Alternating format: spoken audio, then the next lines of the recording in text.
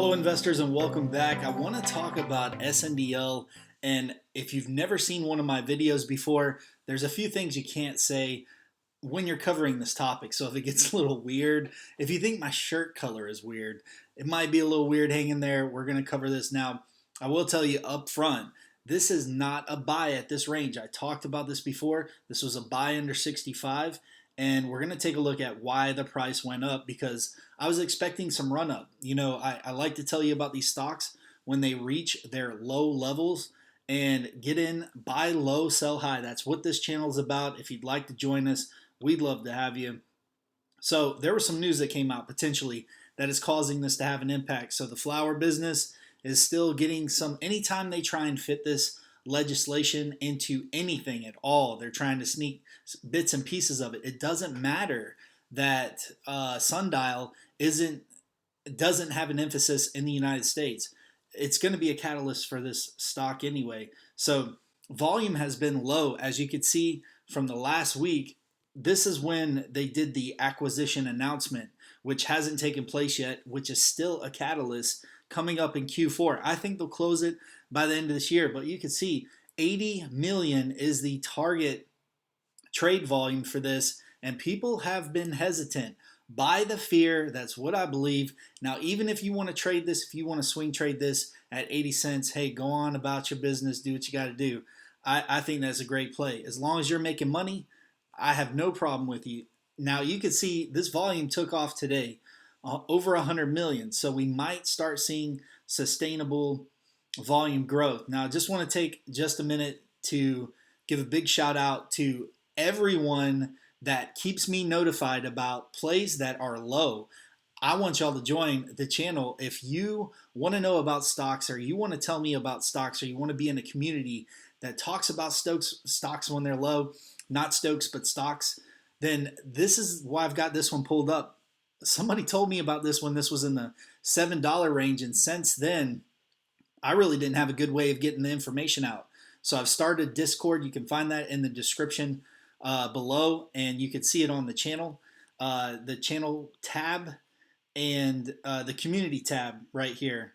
That the Discord links there. If you'd like to join us, there's some channels set up, and also an improvement section. So any suggestions? It's actually a suggestions section if you'd like to join us. But go ahead and subscribe if you want to hear it. Now let's go back to Sundial, and here October 4th. This is when the last time we had a strong, significant volume. So I want to look and say, okay, last time we had good volume, what can we expect? And what I noticed about the volume is the volume increased when it hit that RSI indicator. It went below the 30. So this is a trend indicator. I've talked about this in my channel several times. Hopefully you are using charts when you're trying to trade because it helps you get in at the lowest and the highest prices. It lets you know when to sell. So if you're going to be buying low and selling high, you want to look at your charts. You got to look at your charts. And this next October 8th, there was a spike in the chart. You can see that was a sell indicator. And what happened to the charts? It started trending down. So the reason I cover that is because look at the charts. We got this in the 30-minute setting, and what I can do is zoom in so we can see exactly what's happening with this candlestick action. And you can see we were bullish. It did not want to stay in the 64 range. I was saying anything below 65. We had some news come out, and then as it starts to peak up here, it does a pullback. Healthy pullback. Charts are going to do that. There's so much automation out there.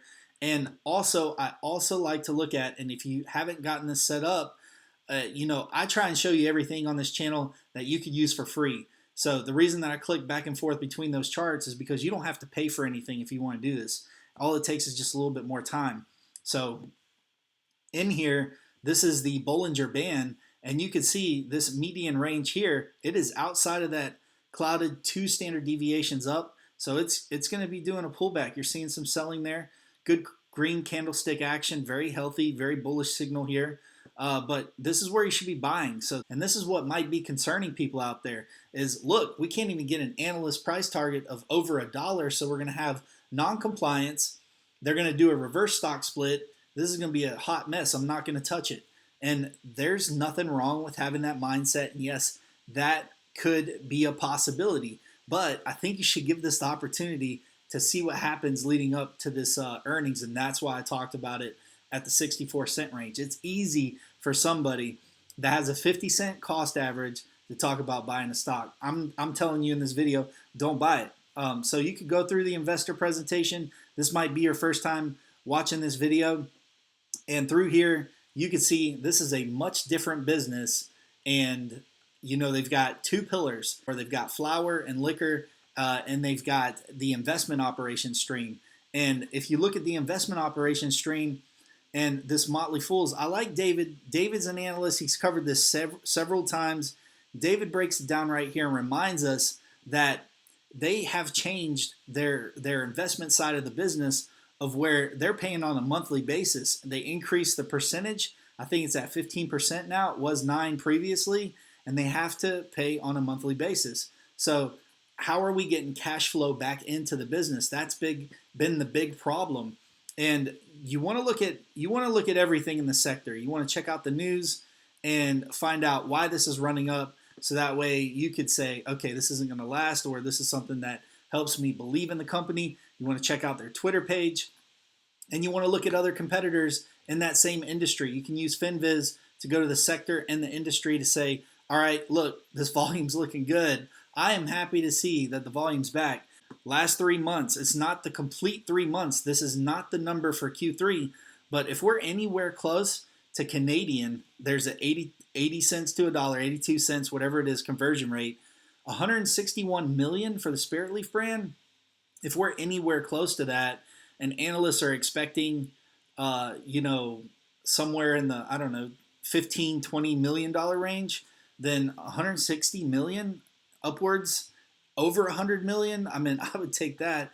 And look, it's going to be the largest footprint in in Canada once it combines. Now, this isn't going to happen. This is not happening yet, but this is where we're standing right now. 108 locations. It'll be 170 by the time they combine. That's all I got for you. Feel free to subscribe, like the video if you like this type of content. I'll keep it coming. Buy low, sell high. I'll see you in the next video.